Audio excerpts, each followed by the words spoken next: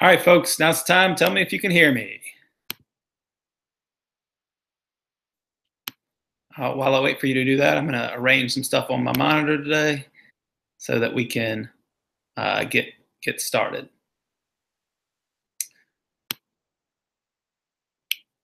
While I wait for you to do that, I'm going to arrange some stuff on my monitor.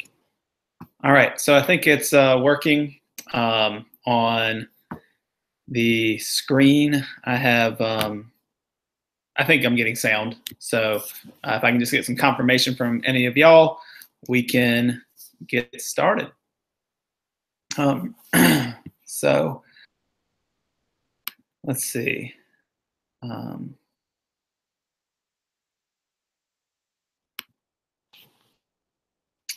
Is at any point you can let me know that you can hear. All right. Thank you, Sean. I greatly appreciate that.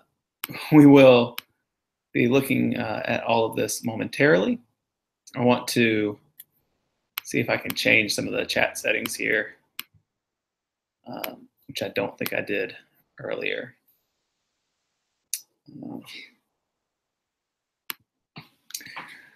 So right now we're going to be looking at whatever we need, whatever your questions are for the AP exam.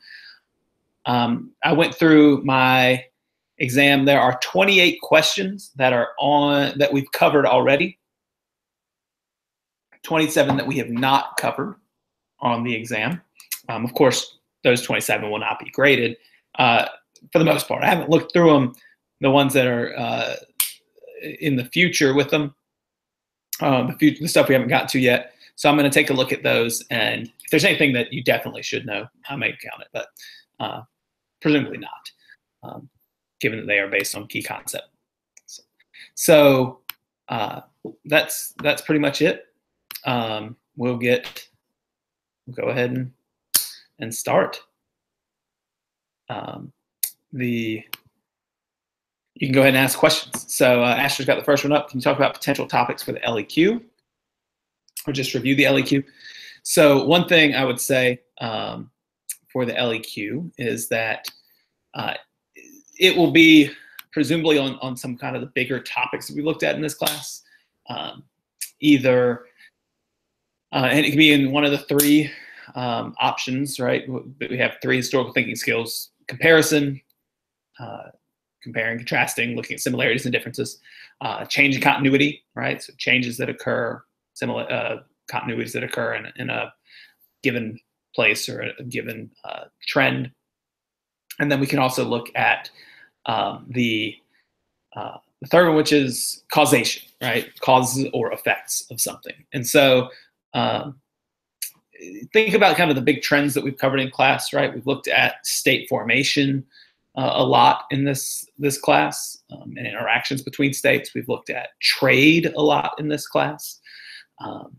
We've looked at the growth and spread of religions, right? So that could be something also to consider. Other than that, I probably won't give you too much information related to your exam, to your stuff, to your LEQ, whatever it's called. So kind of keep that in mind. I would say, for the LEQ, just remember what is required in the rubric. You need to have contextualization and a thesis in the opening paragraph. You need to provide specific evidence and support your argument with that evidence. You need to address the prompt, and then of course, there's the complexity point as well for the sixth point, which asks you, one way to get complexity, for example, is if it asks you for similarities, you may give similarities and then spend a paragraph on a difference to extend your argument, or give a lot of pieces of evidence, or a lot of similarities. If it's change continuity over time, you may look at changes, but you may also look at the argument from another perspective with continuity. So that's just kind of look back. The video on the LEQ, I think, is quite helpful. It goes over all the main points. Sean asks, what do we need to know about the Minoans and Mycenaeans? So these two groups, if you do not recall, are kind of our early or our early settler or early civilizations in the Mediterranean. Minoans were on the island of Crete. They didn't really have many defenses as far as military defenses. They're a pretty peaceful trading group. They wrote in Linear A, which we've still not deciphered. That certainly influenced Linear B, which is another writing system that comes out of the Mediterranean. The Mycenaeans conquered them. They're the Greeks that we tend to think about with like the Odyssey, for example. So that's pretty much it. Early Mediterranean society. I think that would pretty much cover it. How much do you need to know about the Toltecs?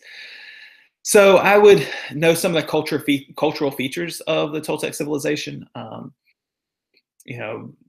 Religious beliefs, sacrifice, some of their agricultural practices in Mesoamerica, and probably know some connections between the Toltecs and the Aztecs, and how maybe they influenced the Aztecs. I think you'd be set there. Also know their location. Do you mind reviewing major trade networks we have covered?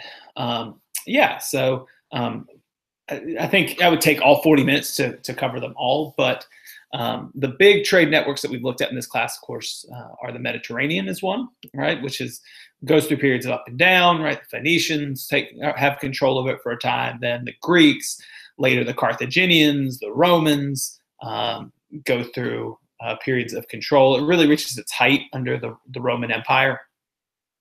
The Byzantines take over large portions of it for a time, and then eventually become more involved after the spread of Islam, and then later the Venetians, Europeans again.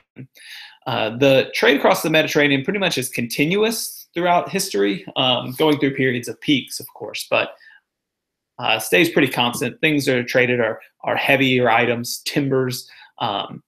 You have olive oil, olives, wine traded across the Indian Ocean or the Mediterranean Sea, excuse me.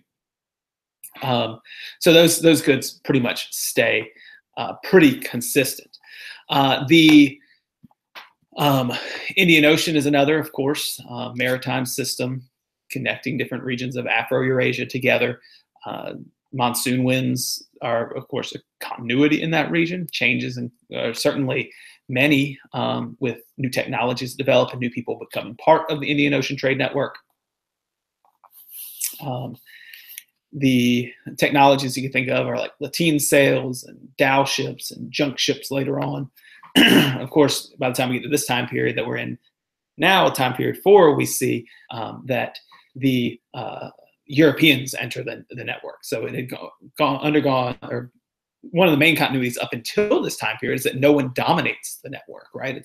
The cities are very cosmopolitan. It's a very diverse region, very tolerant of other cultures. And then when Europeans enter it, they take over large portions of it, not getting a monopoly, mind you, but still taking over a good chunk of trade in the region. And they are less tolerant, right? The Silk Roads connect Afro-Eurasia, of course, periods of peak and fall, reaches its height probably under the Pax Mongolica, the Mongolian peace, trading in lighter items, right? So there will be silks and precious metals and precious stones and perfumes and the like that are traded over that network. Some spices, especially black pepper. Spices also in the Indian Ocean. Trans-Saharan trade really kicks off around the year 300 with the proliferation of the camel saddle and the use of camels across the Sahara Desert. Salt from the north, primarily, later on some other manufactured goods, but salt coming to sub-Saharan Africa in exchange for gold, ivory, slaves. Those are the big ones. There are other Eurasian trade routes, especially trade of furs in northern Europe. You have like the Hanseatic League that comes into play as well from last unit. So those are the big ones. That's kind of the overall recap of them. Empire comparisons that you need to know. That's a good question. Certainly your classical empires, looking at Rome and Han China, that's a comparison you'd have to make. and looking at it alongside the Mauryan and Gupta empires. Those certainly will be some that you would be asked to compare. You might also be asked to compare, probably not so much on this test, the gunpowder empires, the Mughal Empire of India, the Safavid Empire of Persia, and the Ottoman Empire of the Middle East, Turkey, and the Middle Eastern region, the Arab world. So those are one from like this time period you'd be asked. European empires certainly are usually up for comparison. Usually it would be within a time period. Overall, I would say. How much do you need to know about the general crisis? Well, just keep in mind that at the beginning of time period 4, you have the Little Ice Age, you have the spread of diseases to the Americas, all sorts of things. The term general crisis is something that is used specifically in your book. You won't see that term used in the key concepts. And we'll talk a little bit more about the Little Ice Age when we come back from break. We won't spend a whole lot of time on it, but so I would say just whatever your book tells you. Gives you a basic overview. That term was put in the hat today, but you won't see that term specifically used in the key concepts. What are the most important minor religions, not major world religions? Oh gosh. Well, I don't know if we would say that there are particularly noteworthy ones that we don't look at those as in depth as we do as the major world religions. Zoroastrianism, which is kind of one of our main religions early on, is not going to remain a large religion. As we get into this time period that we're in, we have the Protestant Reformation, which you had a video on the other day, and certainly the Protestant Reformation there are a lot of smaller denominations of Christianity that spring out of that Protestant Reformation. So you don't have to know all of those, but you have, of course, Lutheranism, which is important, Calvinism, Presbyterianism, Anglicanism, and there are a great number of those. Sikhism develops in time period 4, so that's important to know. And yeah, I mean, the major world religions, that's what you're going to see most of the questions on. So I think you want to know enough about Buddhism, Hinduism, Christianity, Judaism, Islam. I think those are the big ones. Will Zoroastrianism be on the test? It could be. The religion of Zoroastrianism certainly is important for the development of Judaism, Christianity, and Islam. Zoroastrianism is incorporated in, among other things, Akbar's religion in India. So it is fair game. It can pop up on the test. Of course, anything that's in the key concepts can pop up on the test. So just a warning to anybody who asks, is this going to be on the test? If it is covered in the class, it is possible. Sean, are the first 28 questions graded, or are they scattered around? It is front-loaded, I would say, but scattered around. There are some questions from later in the test that will count. You will be expected to complete the entire test. So I don't think that you'll just be able to pick and then leave the other 27 blank. That's no good. That does not model the actual exam. How much we need to know about the rulers, founders of empires. Recognize their names if they come up, I would say. You don't have to memorize the founder of every empire that we've studied. There are certain ones that, of course, are more important. Genghis Khan with the Mongols, of course, and then Kublai Khan with the Yuan dynasty. Qin Shi Huangdi with the Qin dynasty comes to mind. Augustus with the Roman Empire comes to mind. But we don't have that for every single empire. I mean, if you see the name Chandragupta pop up, then you might want to recognize that name. But you don't have to have them all memorized. How much do you need to know about the Sumerian city-states? Well, you pretty much need to know just what the key concepts require of you. You have to know some of the aspects of Sumerian religion and their outlook on the afterlife would be helpful, and their reliance on on irrigation technology and the role that these states played in the development of irrigation technology. Certainly, you'll need to know, that they traded, that they exhibited the characteristics of civilization. You also need to know just generally about Babylon and Hammurabi's code. So that's what I would say. Chinese dynasties and their major accomplishments in terms of reviewing those, I can certainly do so. What I would say is a really good helper here is Freemanpedia. The one-pagers oftentimes have the accomplishments of Chinese dynasties, which are good to go over. I was going to try to get to them myself, but it's taking a little longer, so I'll go through it. So the Shang period of China, or Shang dynasty, as it's sometimes referred to. That's kind of the foundational civilization of China. These, early developments of states in China along the Yellow River. The Zhou dynasty comes about, and it comes up with the idea of this mandate of heaven. The fact that if they overthrow the Shang rulers and establish their own dynasty, and kind of come up with this idea of like the Xia dynasty, the XIA, which is kind of a mythical dynasty, but it gave them an excuse for overthrowing the Shang.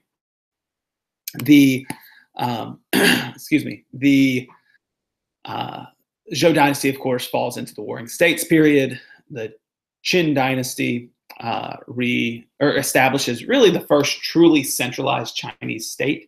And if you remember some of the accomplishments of the Qin dynasty under Qin Shi Huangdi, it was very short-lived. It only lasted about 15, 20 years maybe. It unifies China. It was very legalist. It had centralized government. The Qin dynasty establishes a kind of a better bureaucracy. There's an early civil service system in town, or in the dynasty. The Qin also begin to build the Great Wall. They standardize weights and measures, standardize the Chinese writing system, all sorts of things like that. They're followed by the Han, who pick up basically where the Qin left off, starting legalist and then becoming Confucius in the way they did things. They, of course, fought not nomadic groups, the Xiongnu. They begin trading long distance over the Silk Road. They made paper, they mint coins, all sorts of things. They'd established Chang'an as their capital city. So there's a lot of this in the one-pagers of Freemanpedia, which I encourage you to go see. The Han Dynasty eventually collapses, and Shangzhou Qin Han, the Sui Dynasty comes about. And the Sui Dynasty's major accomplishment that you know is that they re-centralized China after a period of disunity, and they build the Grand Canal. Again, another short-lived dynasty. Oftentimes, the Qin dynasty is compared to the Sui dynasty because they're short-lived, but they reunify China. The Tang dynasty is really the high point of Chinese civilization. It's the golden age. The Tang following the Sui. Silk Road trade continues. In fact, they take over large areas of the Silk Road. Buddhism becomes much more important. And then by the end of the time period, it is suppressed by the government because they found it became too important. They established tribute states. So a new form of state, a new state practice to exert power over peripheral regions. The Tang dynasty also will exert its cultural influence over Japan and Korea and parts of Southeast Asia. And we start to see printing. They're followed by the Song dynasty, which is split into kind of two eras, the northern and southern Song. The northern Song capital at Chang'an, southern Song it moves. The Song dynasty is known for their inventiveness, kind of on the verge of an industrial revolution. They use gunpowder, they use paper money, they have all sorts of other inventions. Eventually, they're conquered by the Mongols. The Mongols established the Yuan dynasty in China. And they, of course, favor the Mongols themselves. And so it's kind of a time period of that lasts, I guess, from about 1279 to, I don't know the end date of that. You'll have to look it up. They're followed by the Ming Dynasty. The Ming Dynasty followed by Chengzhou, Qinhan, Yuan, Ming, Qing, but by the Qing Dynasty, which comes about in this time period. So the Ming Dynasty, the big one to remember is that they had engaged in trade with the outside world. They send out Zheng He, they recall those treasure ships. That's something kind of to hold on to if you need. If you need to remember something about them. So we'll continue learning about these dynasties in this time period. That is a lot. I was looking at a lot of that stuff from Primopedia. So yeah, that's it. That's a good place to go. Those one-pagers, they save your life. Whew, that was a lot. We're about 15, 20 minutes in right now. So we'll keep going for another 15, 20 minutes. Just so you know. Roman Republic and Roman Empire, preach about them. It's sort of what I do, I guess. So thinking about those, a lot of it is stuff that you pretty much know about these places. Something to kind of keep in mind is that Rome expands its territory, but it kind of deals with the same problems over and over again, right? They deal with problems of slavery. They deal with problems of the rich getting richer and the poor getting poorer. This leads to, in the Roman Republic, the plebeians to demand more rights, and they get it, right? The 12 tables and the later on tribunes develop, but eventually some of the promises to the Roman citizenry aren't coming through. These people's land is being taken by the rich, and then you have generals develop, right, that get too much power as we get kind of to the end of or we get kind of closer and closer to the Common Era. The Roman Empire really starts with these strong generals, Augustus, or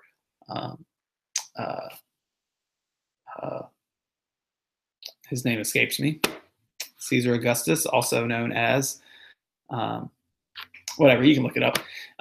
He will, of course, establish an empire, and the Roman Empire will go through kind of some very, the 5 good emperors, the Pax Romana, etc., where they've established kind of peace in the empire and established a pretty efficient system. And then there will be eras where they go through turbulences. Emperors are being killed, what have you. The empire becomes too big to manage. So eventually it leads to its downfall. I can't remember what Augustus's name was. It's looking it up. Augustus.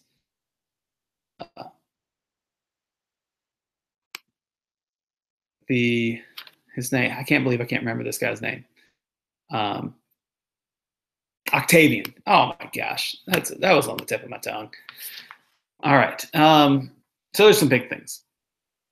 Do you need to know any conates? Ooh, a retracted message. Never seen that before. Very exciting. Do you need to know any conates? Yes, you need to know all the conates, where they are and maybe their impact in the region. So, of course, the Khanate of the Golden Horde in Russia. We see a shift of power to Moscow as they demand tribute from the region. Moscow cooperates before eventually kicking them out. The Old Khanate ending the Abbasid Caliphate, eventually the Khans converting to Islam, established control in that region. The Chagatai Khanate in Central Asia, don't have to know too much about them. The Yuan dynasty in China, though, is rather important. So kind of know just generally where they are and how they impacted their regions. Kind of more generally, you usually have some information on the test that can help clue you into that. Let's see.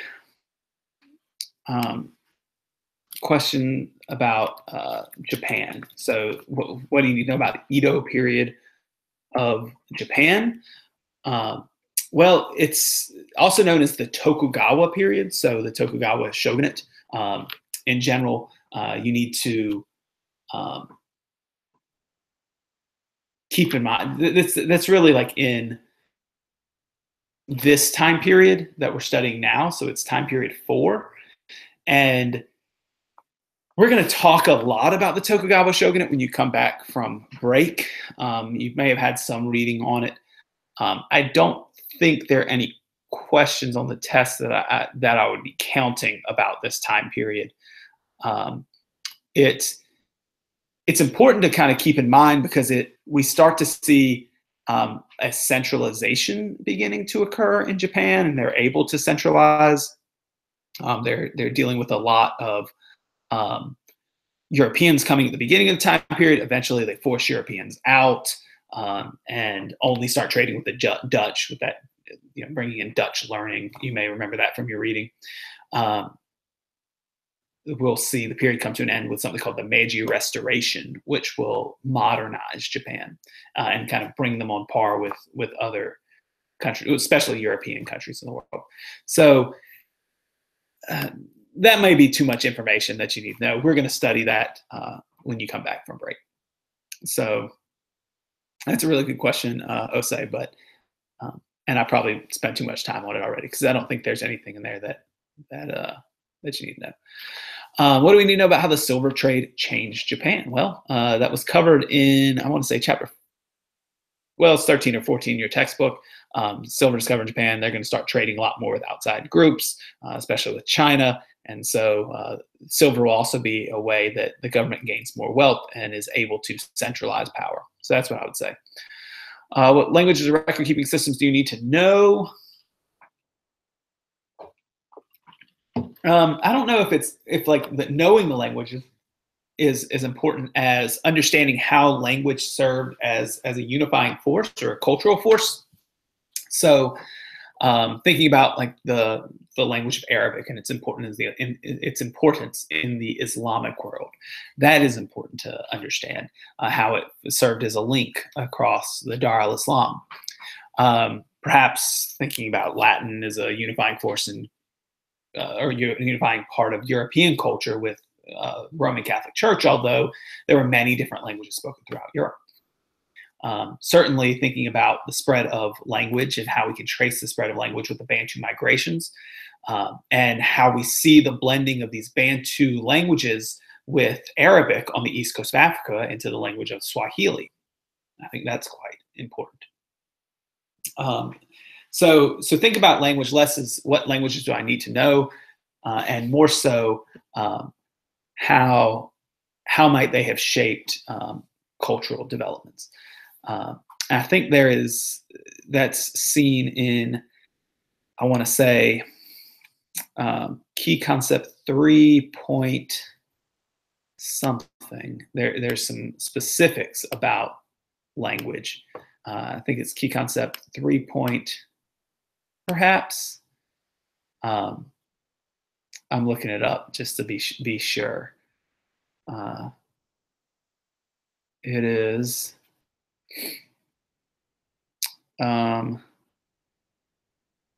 Languages. Yeah, so look at key concept 3.1. The expansion intensification of communication exchange networks. It talks a little bit about language in there, especially Swahili language, as I talked about, Arabic, and then also Turkic languages as well. But that was a really good question. Who asked that? Grace, nice question. How much do you need to know about the Polynesian sailors and their ships? Know about their ship, their skilled sailing technology, or their skill in sailing. Know kind of generally where they went and their impact on regions where they developed. Of course, they spread flora and fauna, right? They spread crops and animals like chickens. And of course, in some cases, they have devastating environment, or they heavily impact the environment. And at times that leads to collapse if you think about the Easter Island apocalypse. Important dates.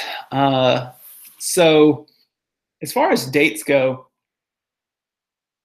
I certainly have an idea about turning point dates, right? So, when we're on a midterm here, we're dealing with all our time periods. Why do we end time period 1 in 600 BCE?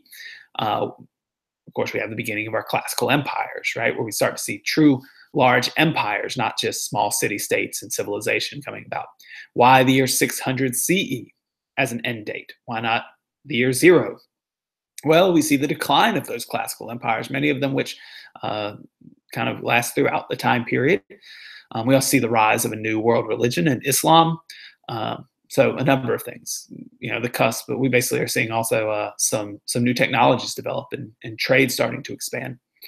Why 1450, right? Well, Europeans coming into play. Also, the end of the Byzantine Empire, the Ottomans coming around, that Muslim curtain descending across Eurasia.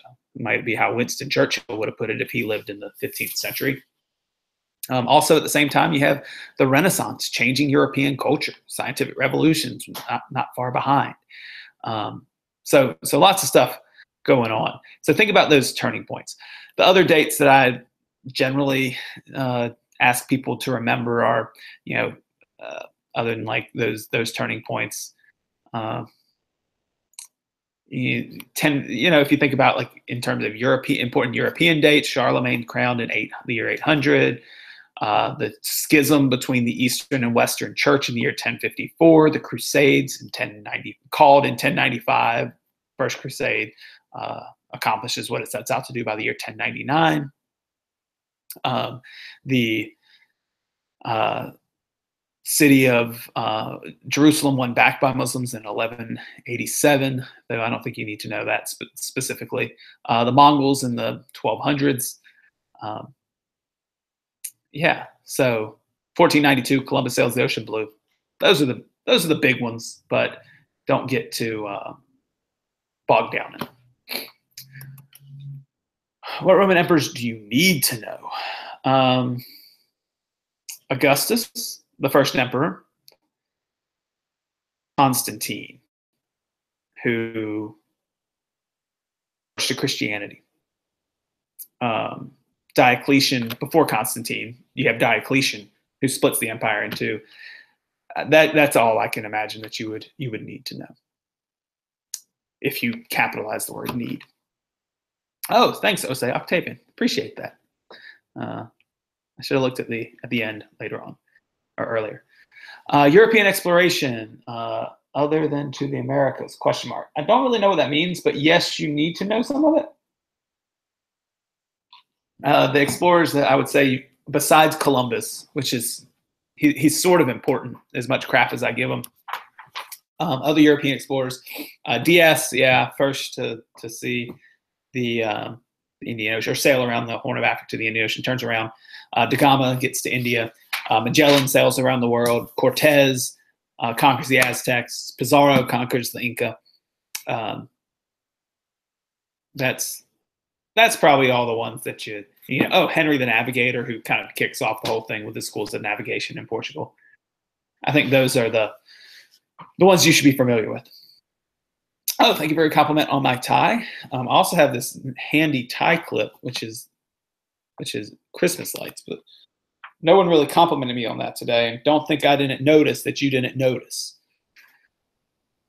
Do we need to know anything about the pre-Neolithic time period other than people were hunter-gatherers? I'd take a look at the key concepts. 1.1 and 1.2 deal mostly with hunter-gatherers. The importance of fire, of course, in changing our diets. Have an idea of how society was, pretty much egalitarian. Right, work was shared between people, between men and women. Excuse me. You should also know kind of the role of pastoralists, is that kind of middle ground between farming and or between hunting and gathering and farming, and pastoral nomads will remain important, especially with trade between different groups of people. The idea that these people migrated around the earth, right, spreading humans around Afro-Eurasia to Australia to the Americas. They developed more sophisticated tools. They lived in small groups. Yeah, that's pretty much it. Mostly Key Concept 1.1 deals with that. Key Concept 1.2 deals with the Neolithic Revolution, some with pastoralism, sedentary cultures, the development of modern societies. And then Key Concept 1.3 really deals with like the earliest formation of states and civilizations, like Mesopotamia, Egypt, etc. So that'd be what I'd say you need to know about that. How would we do? How do we? Oh, how do you get better at stimulus questions? So stimulus questions just take a lot of practice, right? So in thinking about a stimulus question, you have a reading there, or you have a chart, or you have a graph, and in general, a stimulus question is not something that you should be scared of, right? Because you have that reading there, that primary source or secondary source that is going to help you arrive at the answer. A lot of times, though, you lose time because you want to read the stimulus and then look at the question. So as I always say, look at kind of maybe the context that is given there, maybe a little bit of information. Don't read the stimulus quite yet. Look at your questions. See what you're reading for, or what type of information the question is looking for.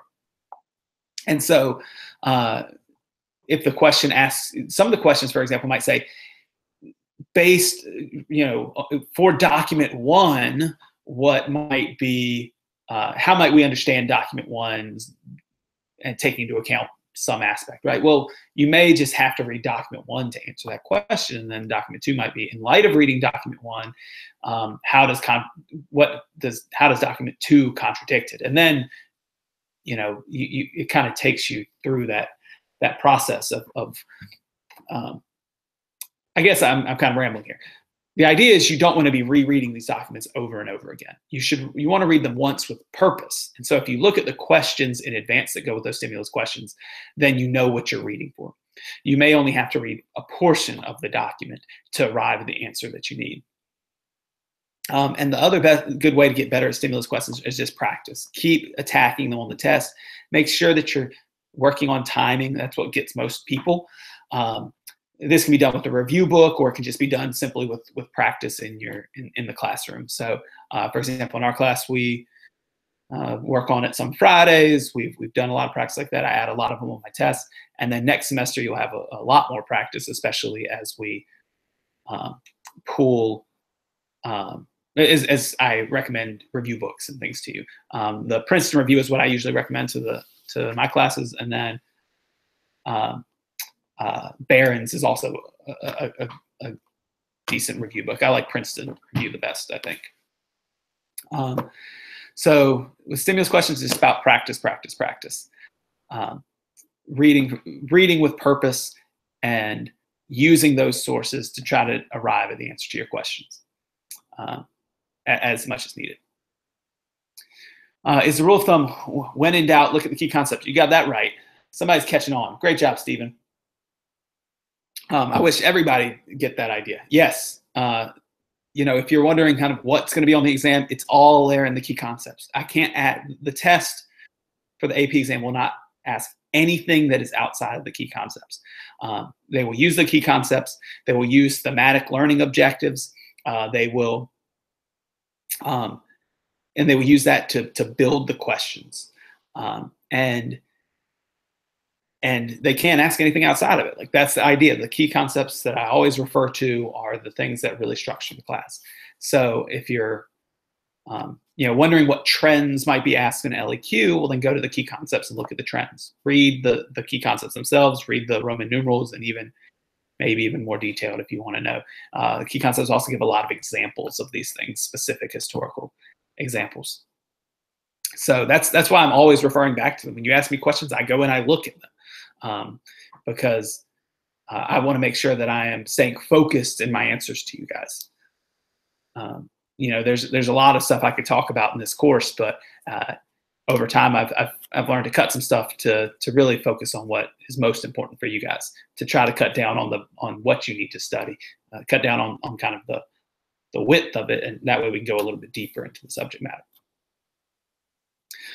What are some important battles or wars we need to know? Battle of, I think you mean Calderon there, between the Ottomans and Safavids. Other major battles, the Battle of Talas is between the Abbasid Caliphate and the Tang Dynasty. That oftentimes comes up a lot. So Battle of Talas, Talas, that's one from the post-classical era. The Battle of Tours comes up a lot between the Franks and the Umayyad Caliphate. Other battles that might come up.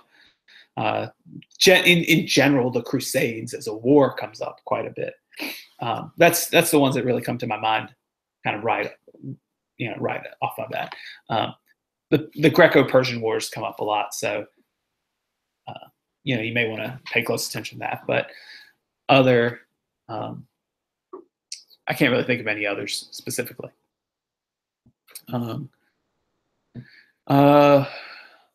Battle of Tours and its outcome. Yes, just talked about that, so I'm going to skip that question. How much do you know about the Americas? Well, by the end of the year, a lot. Right now, you need to just generally have an idea of the development of the Americas, right? Why were they not as advanced in terms of what the Europeans or Afro-Eurasia would see as advanced technologically with agriculture? They're limited with their beasts of burden. Agriculture can't spread as readily north and south, kind of on that north-south axis, because if you can grow something in South America that would grow in North America, it's not going to be able to that crop is not going to be able to migrate north because it might get to a region that it can't grow, and so there's no reason to continue passing. Whereas Afro-Eurasia was more so on that east-west axis, and so crops more readily could spread across an entire region. For example, wheat could easily spread across a region. Cotton spreads. Now, that's not a food crop, but it is nonetheless very important. In the Americas, you don't have that quite as much, and so farming spreads much more slowly. The lack of beasts of burden and certain knowledge of metallurgy also limits how much can be farmed and how much effort goes into it. The other stuff about the Americas you know is pretty much generally about the Mesoamerican and South American civilizations, cultural elements of the Maya, the Aztecs, the Inca, the foundations of the civilizations they're set in with, for example, the Olmec, the Toltec, the Chavin. So that's the big stuff, I'd say. Let's see. Important things to know about African civilizations like the Mali Empire during time period 2. So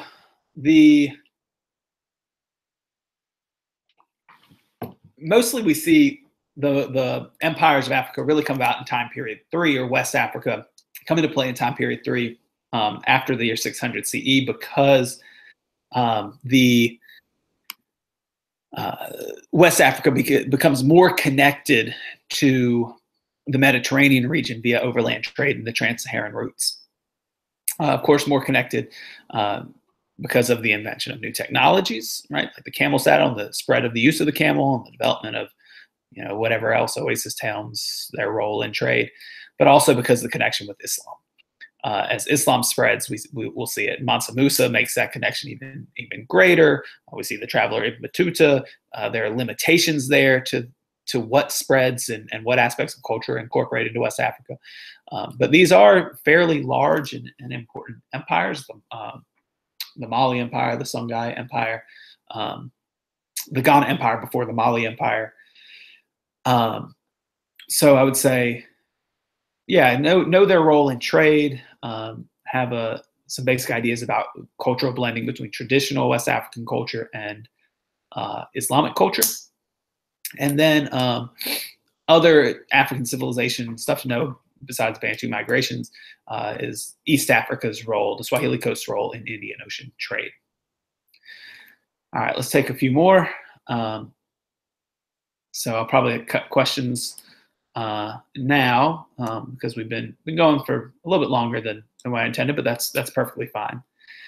Do you mind reviewing the first civilizations and their significance? So in time period 1, key concept 1.3, you have to know the location of the following civilizations. Those are Mesopotamia, between the Tigris and Euphrates, Egypt in the Nile River Valley, the cities of Mohenjo-Daro and Harappa in the Indus River Valley, from the Indus River Civilization, and the Yellow River Civilization, or the Shang villages in the Yellow River Valley in China. The location of the Olmecs in Mesoamerica and the Chavin in Andean South America. So I guess that's fairly straightforward stuff. These civilizations, what do you know about them? Have a basic idea of their culture and politics, or some examples of them. So you have to know the geographic location, but you want to focus on similarities between them, not necessarily every little individual thing about them. So you need to know that they developed some of the first large, powerful, into some of the first large, powerful states. These places had agricultural surpluses, which led to a greater degree of specialization of labor, the development of everything that comes along with that, greater trade. They develop complex bureaucracies. Religion develops. They start to develop armies. They become more patriarchal. As empires or rival city-states develop, warfare becomes more prominent in the region. Cultural elements that you need to know, for example, would be like architectural examples, pyramids or ziggurats in Mesopotamia and Egypt. They'll flip those, ziggurats in Mesopotamia, Egypt, pyramids. Of course, you may want to know some stuff about elites in art or record keeping. The Mesopotamians come up with the first system of writing with cuneiform. Legal codes like Hammurabi's code, the Code of Ur-Nammu, which come out of Mesopotamia. Religion will first develop in this time period, some of the earliest organized religions. Trade, of course, occurs in this time period. We see some of the earliest literature from our foundational civilizations. Yeah, and that's pretty much those early civilizations. But keep in mind more so what they have in common, not necessarily every little individual thing about them. What's significant about the Crusades? So the Crusades, I would say, there's a lot with them. So if I'm thinking about what do you generally need to know, think about causes. The Crusades are caused by the Islamic world really encroaching on Christian Europe, or on what Christian Europe considers to be Christian, like the Holy Land, or pushing into the Byzantine Empire.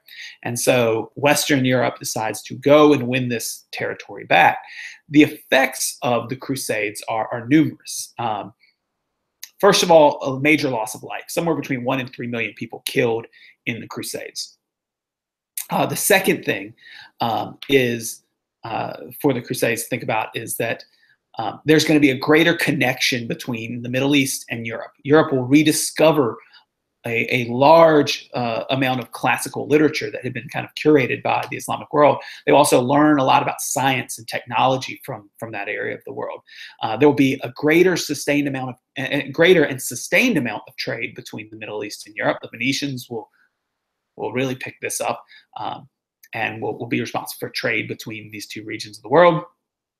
But there, of course, will also be the flip side, kind of a long-lasting mistrust between these two areas of the world, the Islamic world and the Western world. So those are some of the major consequences. The Crusades, as an event, were invasions, and one side won and the other side won it back. And so in terms of land acquisition, there's nothing permanent about them. But in terms of cultural interaction, that's really where you see the significance of these wars. That's a really great question. What do you need to know about roads? Roads that's how you build an empire, folks. Whether it's the Persian Royal Road or roads built in China or Rome, they connect the empire. They allow for more efficient communication and trade across an empire. They allow an empire to exert its power over longer distances. This can also be seen in the Inca road system of the Andes. It allowed the empire to expand its control and also really control trade throughout its empire. A sign of a weakening empire is also the inability to maintain that infrastructure. So think about that next time you're riding down I-95 and you hit a pothole. Will this be available after the stream is over? Yes, actually, you may have to wait a few minutes, but it should save and permanently be there. So you can take a look back at the first half of the video. I'll also be back tomorrow night for about 20 minutes of follow-up questions for anybody that wants to ask them, especially if you're in my 6th period class or 7th period class or in another class, if you have any follow-up. So that's pretty much it. I hope I answered a lot of your questions. If you are cramming for your midterm, I say look at the key concepts, look at Freemanpedia's one-pagers. If there's anything in either of those that you are not sure of and you just need more information, go to AP Worldopedia, where everything comes together. So those are the best ways if you're kind of looking for last-minute information. Don't stay up too late. Get a good night's sleep. Y'all have a great day, and thanks for participating, everybody, in this review. So that's it. Talk to you later, guys.